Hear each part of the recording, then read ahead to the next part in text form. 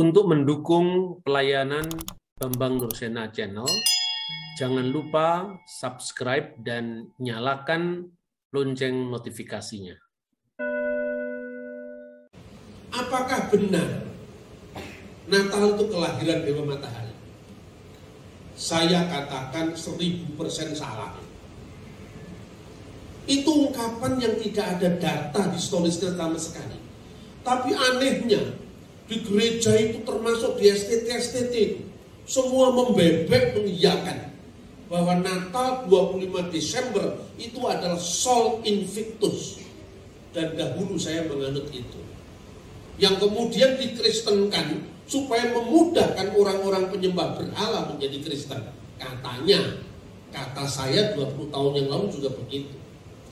Tatkala kemudian saya mengakses data-data kekristenan timur, saya mendapatkan banyak data dari biarawati El Natrun, dari biara Saint Anthony. Baru saya ngerti itu ungkapan latah yang digetok tularkan tak henti-hentinya. Pertama begini, tidak ada satu potong pun dokumen yang mengatakan Dewa Matahari lahir 25 Desember sebelum abad keempat. Jadi pernyataan Dewa Matahari lahir 25 Desember itu zamannya Kaisar Julius si Murtad. Kenapa disebut Julius si Murtad? Kaisar Julius itu abad keempat itu hidupnya, dulunya seorang Kristen, lalu membalik ke agama pagan, lalu membajak kalender liturgis Natal sebagai kalender Sol Invictus.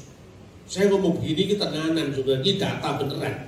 Saya akan tunjukkan satu-satu datanya supaya clear gitu. Pertama, sebelum tahun 350 sekian, tidak ada satupun yang mengatakan 25 Desember itu adalah kelahiran Sol Invictus atau Dewa Matahari yang tak terkalahkan. Bahkan sebelum di barat, tahun pertama yang mengatakan bahwa Desember berkaitan dengan Saturnalia, pemujaan dewa yang berkaitan dengan titik balik musim dingin, itu baru terjadi tahun 274 Masehi, zaman Kaisar Aurelian. Bapak Ibu tidak percaya, cari mata uang Aurelian yang tertulis di situ, banyak di internet itu tertulis Pontifex Solis, penguasa sang matahari. Itu baru tahun 274 Masehi. Natal sudah dirayakan tahun 126 Masehi, Misa 24 Desember di Roma oleh Paus Telesphorus. Sumbernya dari mana? Sumbernya ada di buku kuno yang berjudul Liber Pontificalis. Liber Pontificalis itu adalah catatan tentang pemimpin-pemimpin gereja Roma sampai generasi ke-8. Itu tahun 126 Masehi. Catatan kedua, tahun 160 Masehi, Uskup Theophilus di Kaisarea Israel sudah merayakan Natal. Dia mengatakan, marilah kita rayakan Natal yang akan jatuh pada tanggal 25 Desember beberapa saat yang akan datang. 160. Saturnalia, perayaan puncak musim dingin itu tahun 274. Ini tahun 126, 170. Baru kemudian di timur mulai dihitung. Siapa yang mengkanonkan pertama kali Natal menjadi perayaan gereja? Bukan di Roma, bukan di Konstantinopel, bukan di Antioquia, tapi di Alexandria. Catatannya di mana? Ini saya ngomong sejarah dulu, baru saya ngomong Alkitab nanti, supaya lebih mantap. Catatannya ada di dalam buku kuno yang berjudul Coptic Didascalia Apostolorum. Pasal 18 tentang perayaan-perayaan dan puasa-puasa.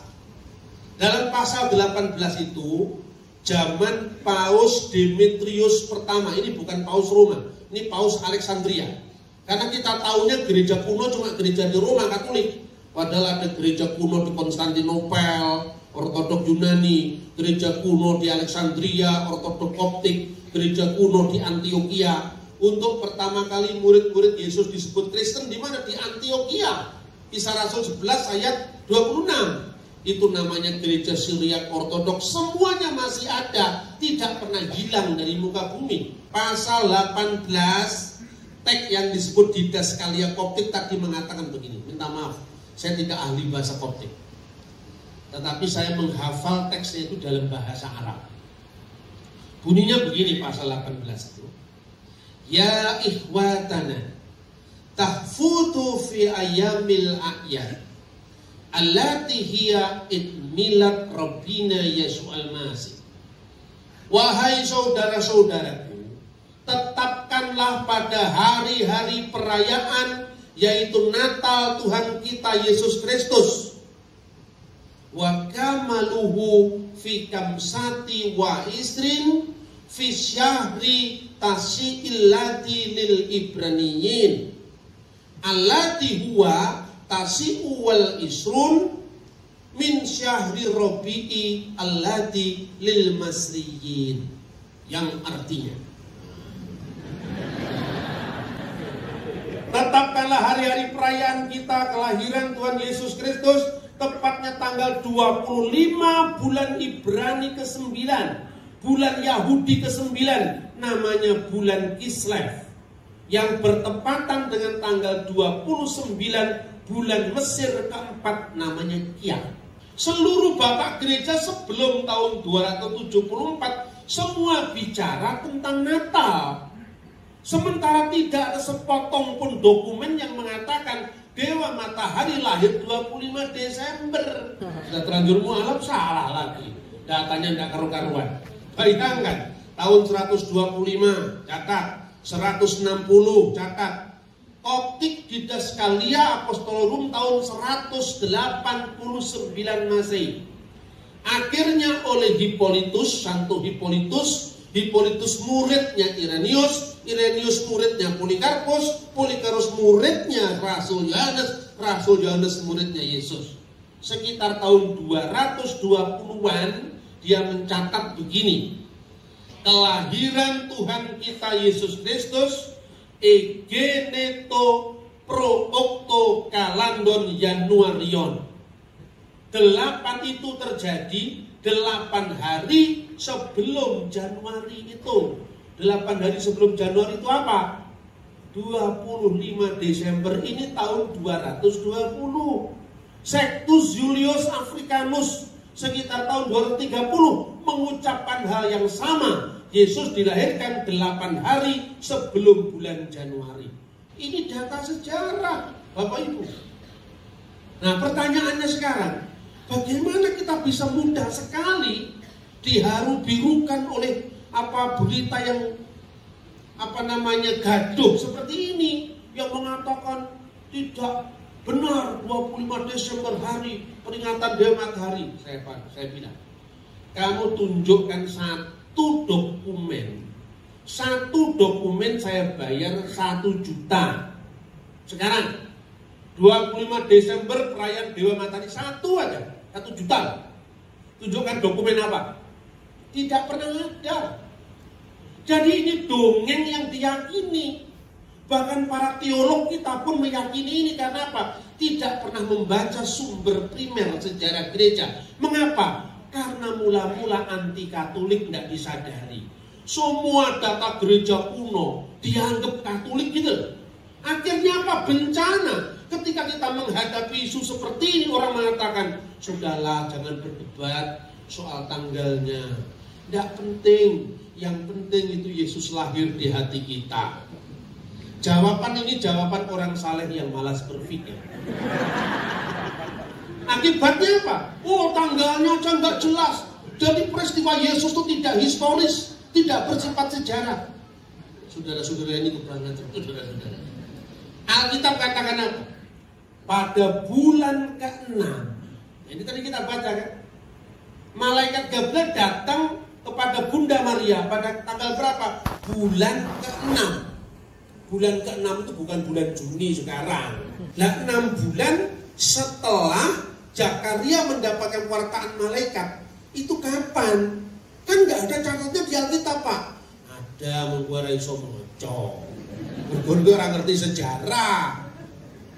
Iya loh. Loh, kalau pertanyaannya harus Anda ambil letterlock di mana, saya tanya. Mana ada kata Majapahit mulai mengalami kesurutan, senja, ya, mengalami kemunduran, sirno ilang kertaning bumi.